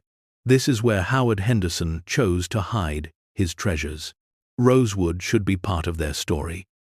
That answer, more than anything else, she'd said, transformed how Rosewood viewed Maya. The town that had mocked her, that had let children bully her without intervention, that had dismissed her as a poor kid with foolish dreams, suddenly realized she hadn't forgotten them. She'd won, and she was bringing the victory home. The following weeks brought a fundamental shift in how people treated Maya. At school, the principal asked her to speak at an assembly about determination and believing in yourself. Teachers who'd watched her be bullied without stepping in now praised her courage. The mayor invited her to a town council meeting and presented her with a ceremonial key to the city. But the changes that mattered most to Maya were smaller and more personal. Mrs. Patterson, her homeroom teacher, approached her after class one day. "Maya, I owe you an apology. I saw how other students treated you, and I didn't do enough to stop it. I told myself kids needed to work out their own problems, but that was cowardice on my part. You deserved better, and I'm sorry." Maya hadn't expected that. "Thank you," she said quietly. "That means a lot." At Mabel's diner, where Maya and Rose sometimes ate breakfast on Saturdays, the owner refused to let them pay. "Your money's no good here," Mabel said firmly. "What you're doing with that foundation, bringing culture and education to this town, that's worth more than any meal. It's on the house. Always." Even Brittany Walsh, who'd been Maya's cruelest tormentor, approached her one day after school. She didn't apologize exactly, but she said, "What you did was pretty cool. I mean, you proved everyone wrong. That takes guts." It wasn't much, but it was something. Maya didn't need Brittany's approval anymore, but it was nice to have the harassment stop. The property on Bitter Creek Road, the $5 shack that started everything, became a symbol for the town. Maya worked with local contractors to stabilize the building, not to demolish it, but to preserve it as a historical site. The vault beneath was cleaned and restored, with plans to eventually open it for tours. A plaque was installed near the entrance. On this site, Howard Henderson, architect and collector, preserved one of the most significant private art collections in American history. Discovered November 2024 by Maya Thompson, age 12. May this place remind us that value exists everywhere if we're brave enough to look for it. By spring, the first major exhibition of the Henderson collection opened in Boston to massive crowds and critical acclaim. Thomas Ashford curated it personally, creating a narrative that told Howard Henderson's story alongside the stories of the art and artifacts themselves. Maya and Rose attended the opening night gala, Maya in a dress that fit properly for the first time in years, purchased for the occasion without worrying about the cost. She walked through the exhibition in awe, the Vermeer hung in a place of honor, its luminous surface seeming to glow under carefully calibrated lighting. The Degas bronze was displayed on a pedestal where viewers could walk around it, seeing the dancer from every angle. The Jefferson Adams letters were in climate-controlled cases, the historic handwriting clearly visible, telling the story of two founding fathers' complicated friendship. And everywhere Howard Henderson's name appeared, his photograph, his story, his vision, honored and explained. "He'd be proud," Thomas Ashford said, appearing beside Maya. "What you've done, it's exactly what he hoped would happen someday. Someone who understood, someone who cared about more than money." "I almost sold it," Maya admitted. "When Callaway first offered $50 million, part of me wanted to take it. $50 million would have changed everything for me and my grandmother. But you didn't," Thomas said. "You saw the bigger picture. That's rare, Maya. Even in adults. The fact that you saw it at 12 years old is remarkable." The exhibition ran for 6 months, breaking attendance records and generating national discussions about art, collecting, and how cultural treasures should be managed. 3 major art magazines published feature articles. 2 documentary teams began filming. And Maya, while staying grounded in her life in Rosewood, became a voice in conversations about art education and public access to cultural heritage. Back home, things continued to change. The small permanent exhibition space in Rosewood opened in September, housed in the renovated town library. It displayed rotating selections from the collection, never more than 10 or 15 items at a time, but always something extraordinary. On opening day, the entire town turned out. The mayor gave a speech, the high school band played, and Maya, standing at the ribbon-cutting ceremony, looked out at faces she'd known her whole life and saw something different in their expressions. Not pity or mockery or dismissal, but respect, pride, even. "This exhibition represents 2 things," Maya said, when it was her turn to speak.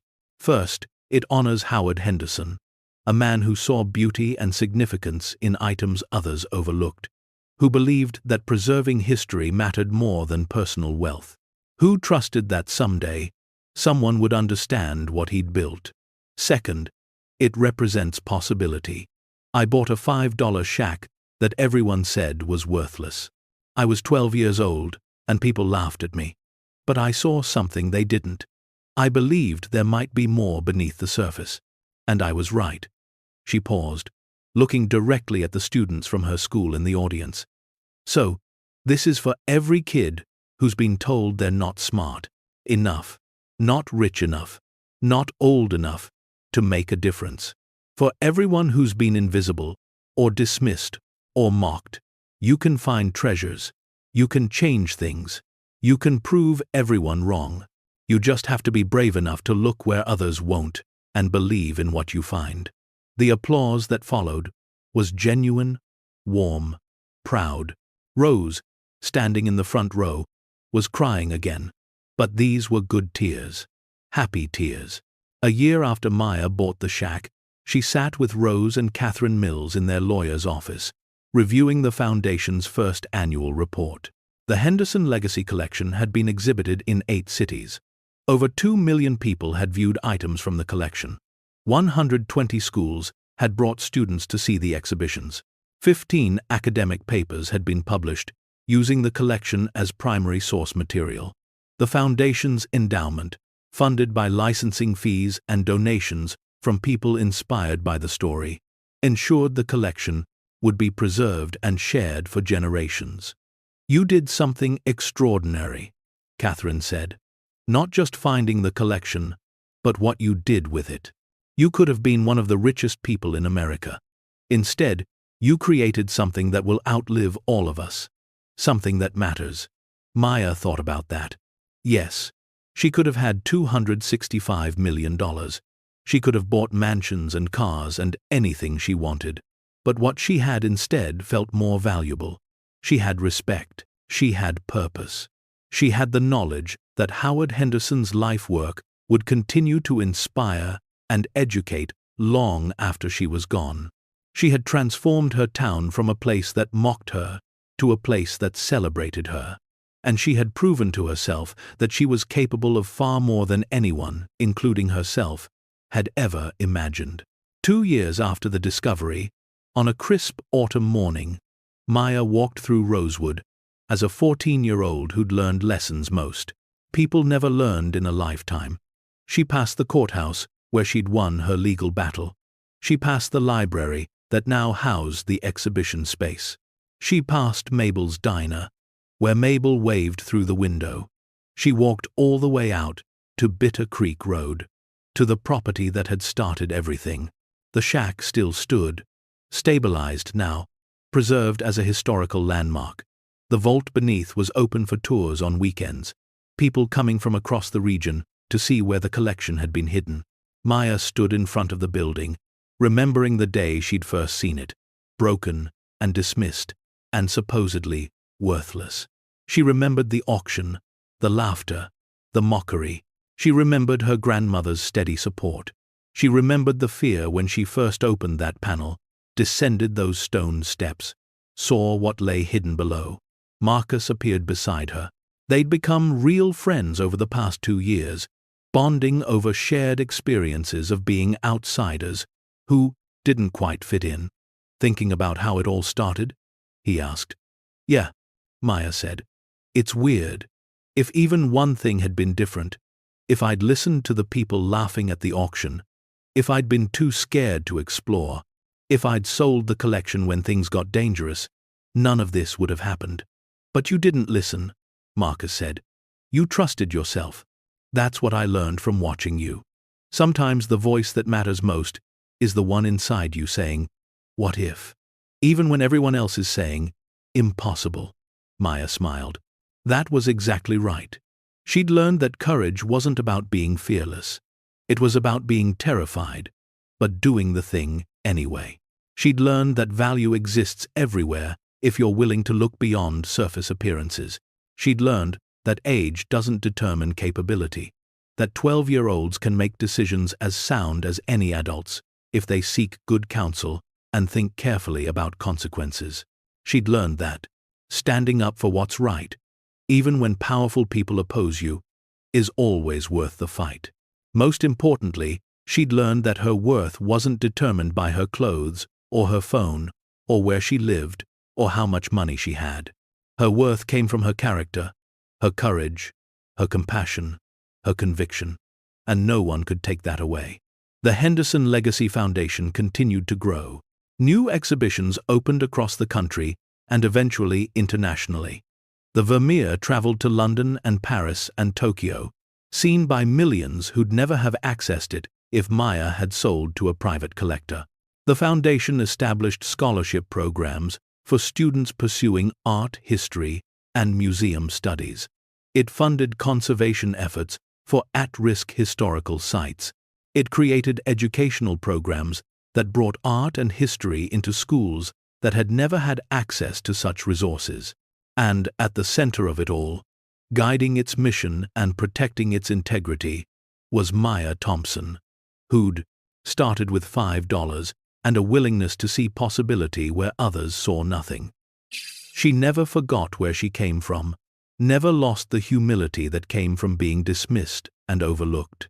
But she also never again let anyone make her feel small.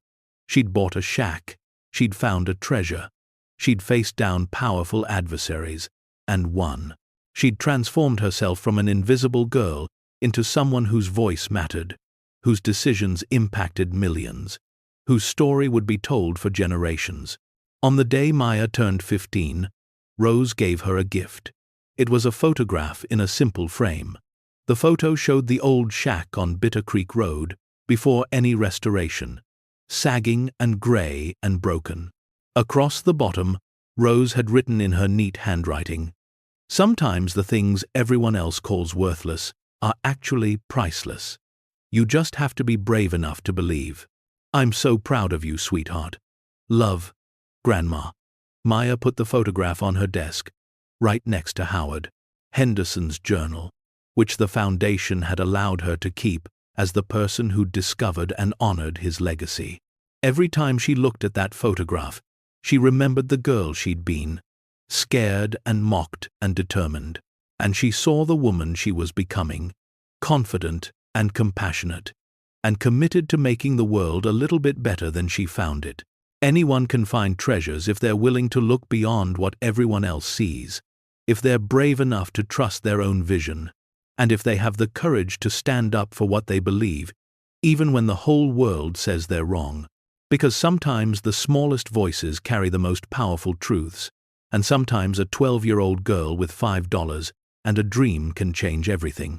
As the sun set over Rosewood, painting the sky in shades of gold and crimson, Maya Thompson stood on the porch of the little cottage she shared with her grandmother, watching the town she'd transformed shimmer in the fading light. She wasn't the invisible girl anymore. She wasn't the child who'd been mocked and dismissed and told her dreams were foolish. She was Maya Thompson, founder of the Henderson Legacy Foundation, guardian of one of the world's most significant art collections, and living proof that courage, conviction, and compassion could overcome any obstacle. The shack on Bitter Creek Road, purchased for $5 while people laughed, had taught her the most valuable lesson of all, that true worth isn't found in what things appear to be, but in what they could become if someone is brave enough to believe in their potential. And that lesson, worth far more than $265 million, was one she would carry with her for the rest of her life, sharing it with everyone who'd ever been told they were too young, too poor, too small, or too foolish to make a difference. Because Maya Thompson had proven that the only thing limiting what we can achieve is the size of our courage and the depth of our determination to see beyond what is to what could be. The end. Up next, 2 more powerful stories are waiting for you. Click to keep discovering that courage comes in all forms and all ages. And don't forget to hit subscribe if you believe that anyone, no matter how young or overlooked, can change the world when they're brave enough to trust their vision.